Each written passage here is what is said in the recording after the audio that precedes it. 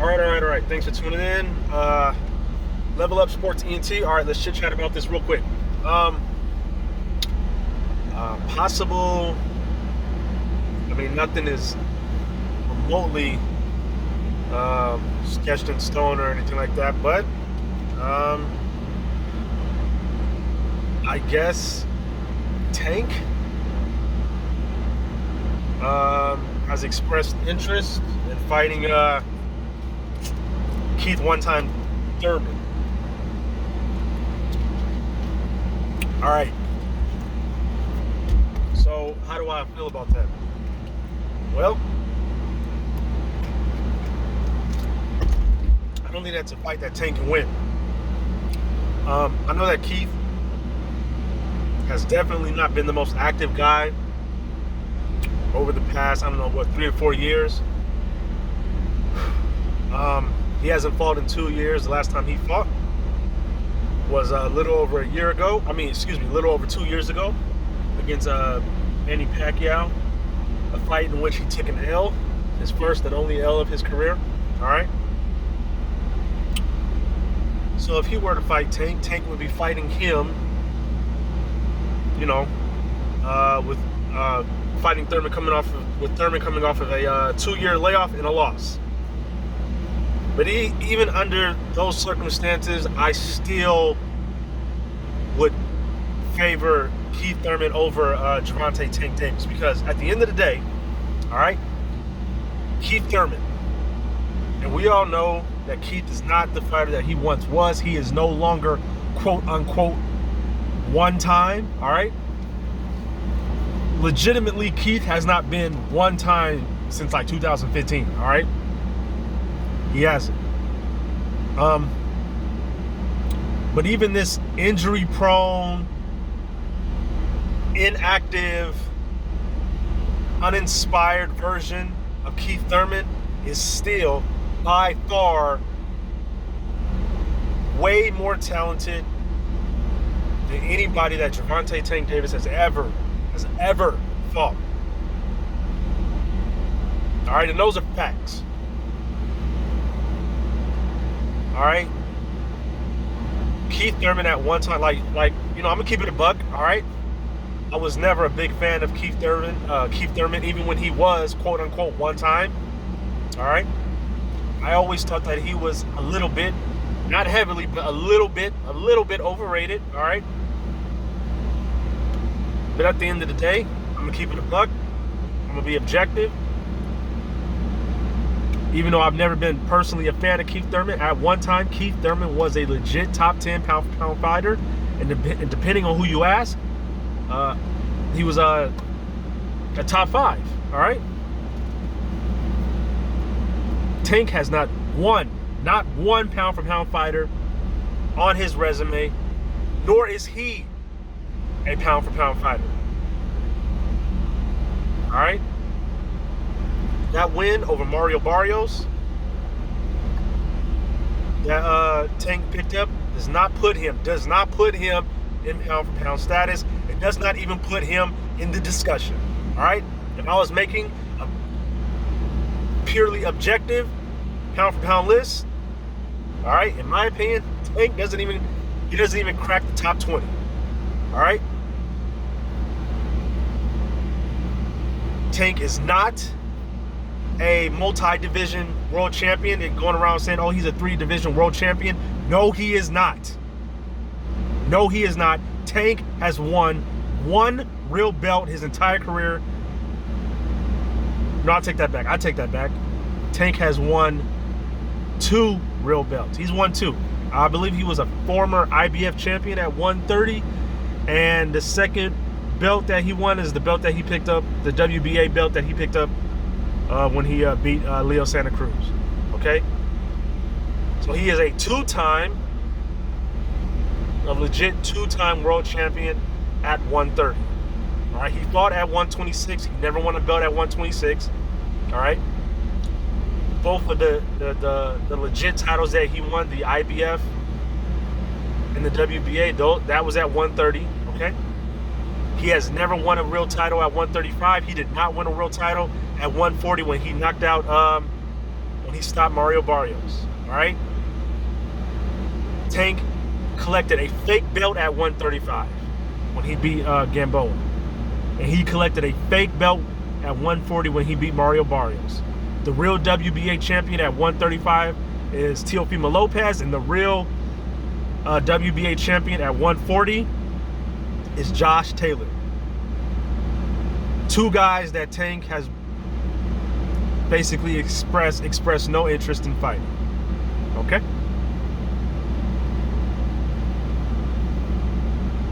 I don't like the Keith Thurman fight for Tank because Tank has pretty much gone his entire career fighting nothing but C-level fighters, basically, for the most part. All right?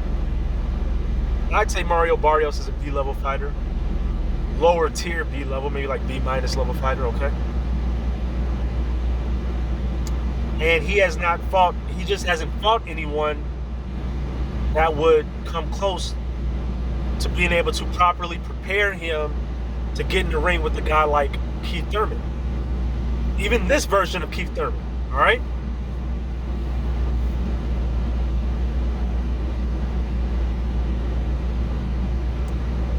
Tank can't beat Keith Thurman. He can.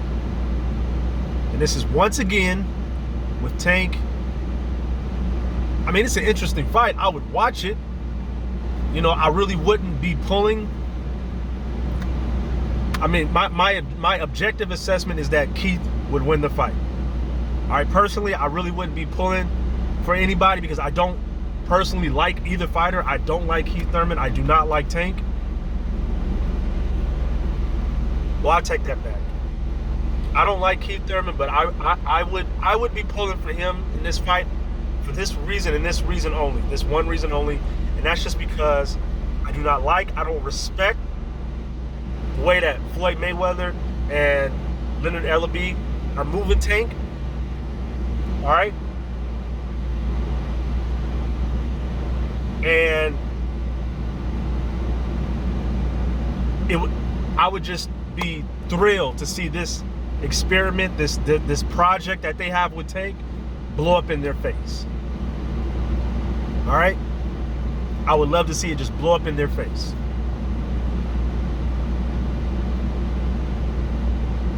And it's like, Tank is too small to be going up to 147. All right?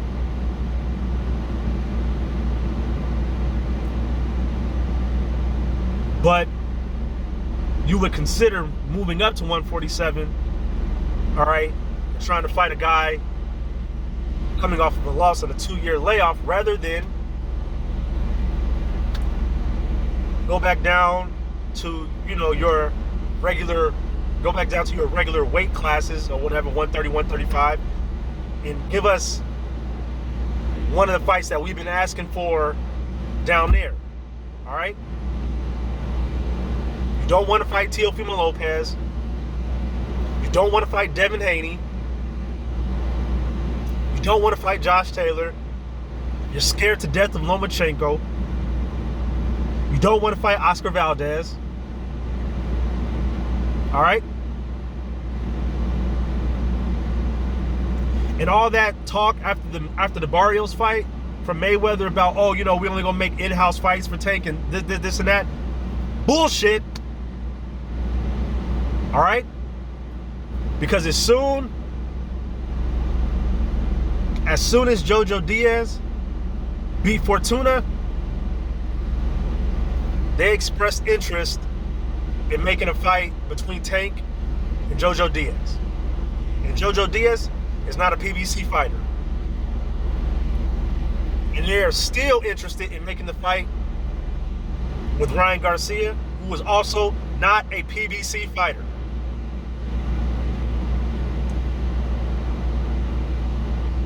That whole, oh, we're only making in-house fights for Tank is just because they don't want to be asked questions about Tank fighting guys that they know he can't beat.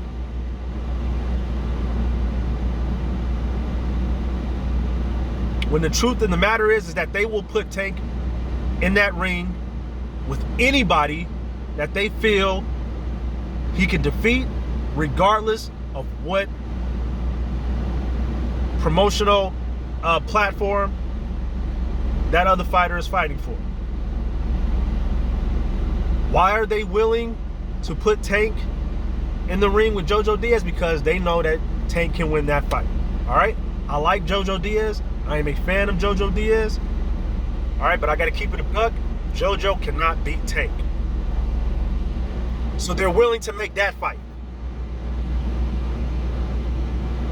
which is not an in-house fight.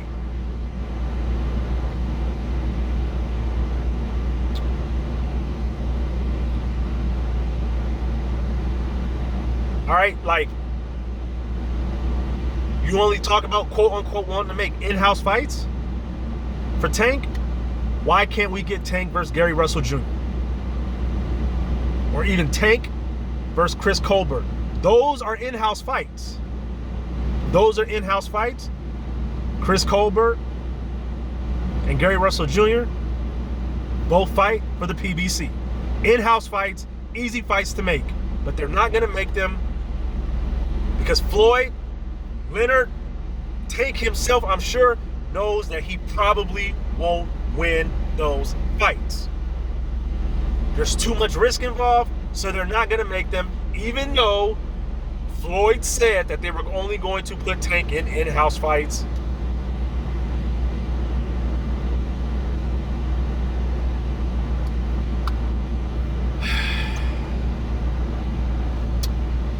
Yeah.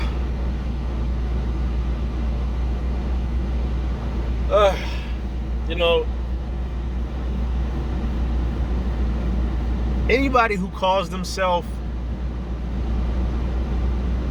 you know, a hardcore boxing fan, you understand the sport, you understand and recognize legit talent when you see it. You can assess a fighter's skill set, what it is that they do good, what it is that they don't do good, so forth.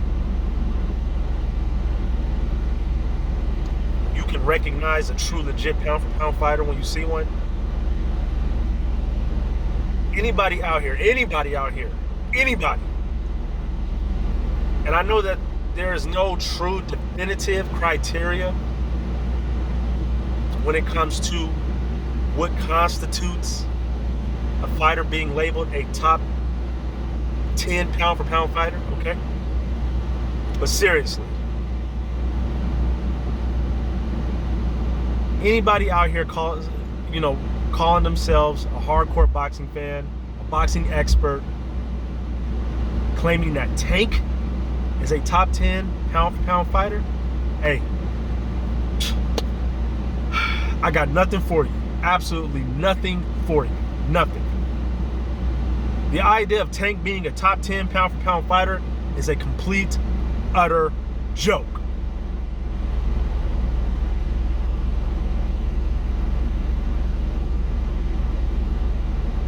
And the only reason that Tank has expressed interest in possibly going to 47 to fight Keith Thurman is because at his weight class, his traditional weight classes, all right, there's a gang of fighters down there. There's a gang of champions down there that we want to see Tank fight, that he is afraid to get in the ring with. They are all very high-risk fights.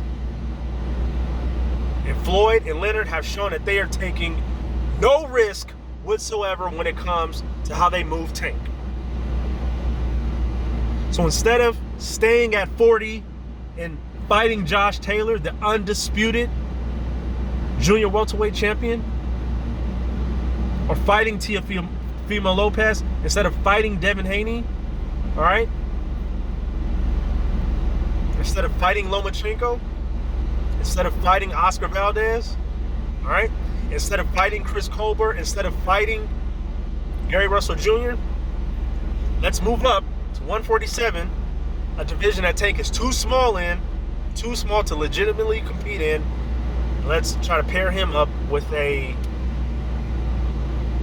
inactive, injury-prone fighter who's coming off of a loss and hasn't had a fight in 2 years.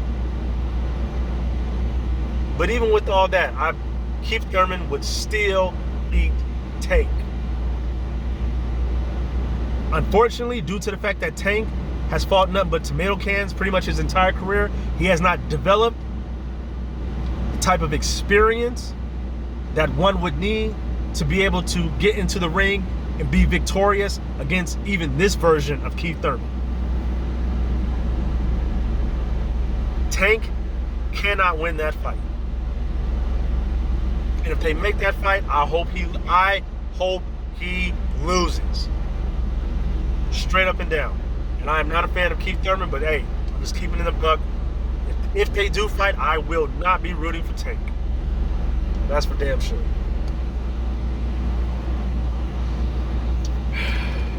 Man, I swear, boxing, just stays giving the fans fights that we don't ask for. All right? And I'm going to keep it a buck. Tank hasn't looked impressive in his last 3 fights. All right? He didn't look good against Gamboa. All right? He couldn't stop Gamboa until, what was that, the 12th round? And Gamboa, at nearly 40 years old, and had partially torn his Achilles in the 2nd round, was able to last with Tank almost to the very end. All right, that fight was just, what, a minute, 2 minutes away from going to the scorecards. And you can make an argument that Gamboa won like 2 rounds. He definitely won 1, in my opinion. I gave Gamboa 1 round. But you can make an argument that he snuck 2 rounds up out of him. All right? Tank didn't look good against Leo Santa Cruz. All right? Even though I thought that he was winning the fight on the scorecards, I know a lot of people thought that Leo was winning that fight. I didn't have Leo winning that fight on the scorecards. I had Tank up, but nonetheless, Tank did not look good. All right. Prior to that was a vicious knockout. But prior to that knockout, he did not look good. He did not look impressive. All right. He was taking a lot of flush shots from Leo. A lot of flush shots. All right. And Barrios, he stopped Barrios in the 11th. And I had Tank up on the scorecards through those first 10 rounds, but I only had Tank up because of the 2 knockdowns that he scored earlier in the fight. All right, for those of you watching who may not be, big, hardcore boxing fans, maybe you're just a casual fan, you don't really understand how those fights are scored. Basically, you win. It's not who wins the most rounds, it's who is able to score the most points. All right? You could be winning more rounds than your opponent and still be losing the fight. Through the first 10 rounds, I had it 5-5. But in terms of the amount of rounds, I gave 5 rounds to Mario. I gave 5 rounds to Tank. But on my scorecard, I had Tank up by 2 points because of the 2 knockdowns. All right? Let's just keep it a buck. Tank did not look good in that fight either. And I know some people even had Tank down on the scorecards prior to that, to scoring the getting the stoppage. All right. So this idea that Tank can go up to 47 and beat Keith Thurman, nah, I don't see it. I don't see it. This is not a fight that I'm asking for. So if it doesn't happen, I don't really care. All right. But if it does happen, hey, I'll tune in, I'll watch, because it's still intriguing nonetheless, and I will be rooting for Keith. All right? Straight up and down. I am not a fan of Tank Davis, and I really want this whole Tank experiment to blow up in Leonard Ellaby's and Floyd Mayweather's face. And it will eventually. It will. It will. We just got to be patient. We just got to be patient. But anyways, those are just my thoughts. on the matter. Okay, go ahead, leave your thoughts, comments, and concerns in the comments section. All right. Once again, thanks for tuning in. Level Up Sports ENT. I'm out. Peace.